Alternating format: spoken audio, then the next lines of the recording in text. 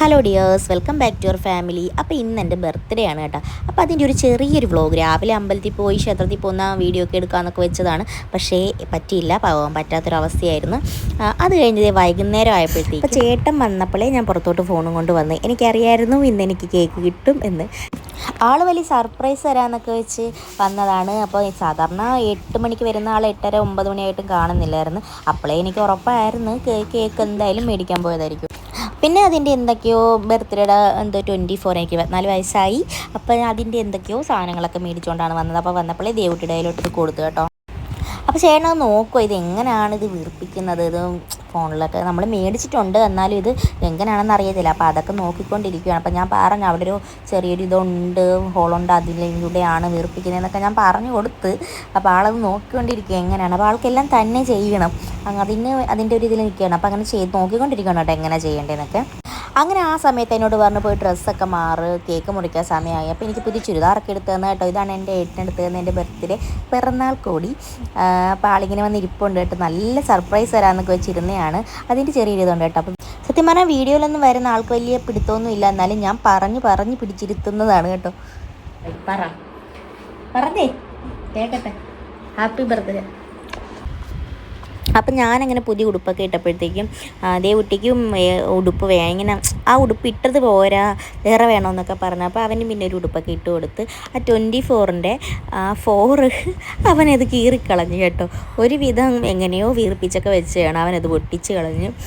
പോട്ടെ, അതൊക്കെ വിട്ടേക്ക്. അപ്പോൾ ആളിതേ ഒടുങ്ങിയൊക്കെ വന്നിട്ടുണ്ട്. അപ്പോൾ ഇതേ കേക്ക് മുറിക്കാനുള്ള വെപ്രാളത്തിലാണ് ആൾക്ക് എങ്ങനെയും അതൊന്ന് മുറിക്കണം. അപ്പോൾ അതിൻ്റെ മേളിൽ കയറാൻ വേണ്ടിയുള്ള ബഹളമാണ് ഇപ്പോൾ ഈ കാണുന്നത്.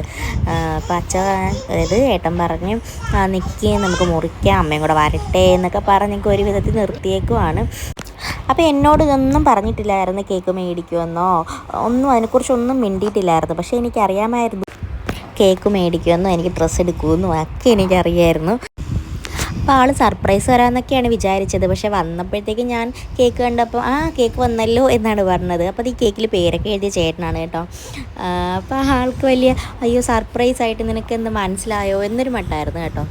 പിന്നെ മുറിക്കാൻ വേണ്ടി ഏവൂട്ടിക്ക് നിൽക്കാൻ വേണ്ടി കസേരയൊക്കെ ഇട്ട് കൊടുത്ത ആൾക്കല്ലേ പൊക്കമൊന്നുമില്ലല്ലോ, ഞങ്ങളുടെ ഒപ്പം നിൽക്കണ്ടേ. അപ്പോൾ അത് അങ്ങനെ കസേരയൊക്കെ ഇട്ട് കൊടുത്ത് അവനെ അവിടെ കയറ്റി നിർത്തി കേട്ടോ. എനിക്കിന്ന് ഈ ഒരു ദിവസം എനിക്ക് ഒരിക്കലും മറക്കാൻ പറ്റത്തില്ല. എല്ലാ വർഷവും അതായത് ചേട്ടനെ കണ്ടതിന് ശേഷമുള്ള എൻ്റെ ഈ ബർത്ത്ഡേ എന്ന് വെച്ചാൽ എനിക്ക് നല്ല ഓർമ്മയാണ് കേട്ടോ. കാരണം ഇതിനു മുമ്പൊന്നും എൻ്റെ ഇങ്ങനെ ബർത്ത്ഡേ ഒന്നും അങ്ങനെ ആരും ആഘോഷിച്ചിട്ടൊന്നും ഇല്ല. ആരൊക്കെ മറന്നാലും എൻ്റെ ഈ ജന്മദിവസം മറക്കാത്ത ഒരാൾ എൻ്റെ ഏട്ടനാണ് കേട്ടോ.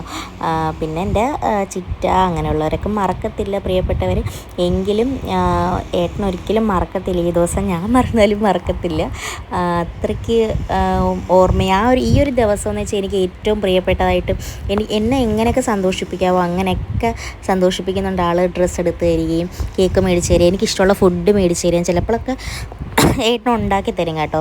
ദേവന് ഗർഭിണിയായിരുന്നപ്പം എനിക്ക് സദ്യ കഴിക്കണം എന്നുള്ള മോഹം കൊണ്ട് അന്ന് സദ്യയൊക്കെ വെച്ച് തന്നായിരുന്നു കേട്ടോ.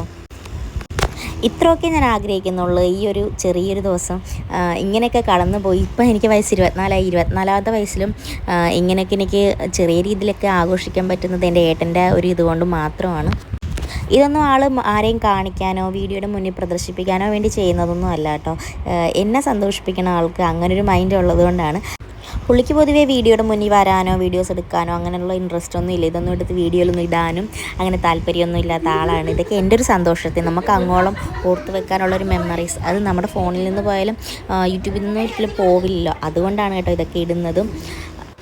അങ്ങനെ ഞങ്ങൾ കേക്കൊക്കെ മുറിച്ച് എല്ലാവർക്കും കൊടുത്ത്. അപ്പോൾ ദേവുട്ടിക്ക് കേക്ക് മുറിക്കാനേ ഭയങ്കര ഇഷ്ടപ്പെട്ടു കേട്ടോ. അങ്ങനെ അച്ഛനും കൊടുക്കാനും അച്ഛനും കൊടുത്ത് എനിക്കും തന്നു കേട്ടോ. പിന്നെ ചെയ്യുന്നത് പാത്രത്തിലോട്ടൊക്കെ എല്ലാവർക്കും പീസാക്കി മാറ്റി വെച്ച് അങ്ങനെ എനിക്ക് അച്ഛന് അമ്മയ്ക്ക് അങ്ങനെ അമ്മാമ്മയ്ക്കൊക്കെ കൊടുക്കണം, ചിറ്റയ്ക്കൊക്കെ കൊടുക്കണം, അങ്ങനെ എല്ലാവർക്കും ഉള്ളത് പീസാക്കി മാറ്റി. അപ്പോഴത്തേക്കും കറണ്ട് പോയി കേട്ടോ.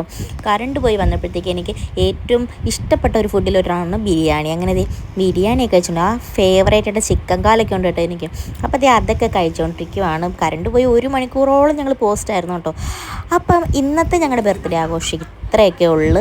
ഒരുപാട് ഹാപ്പിയായി. അപ്പോൾ പുതിയൊരു വീഡിയോയുമായി വീണ്ടും കാണാം.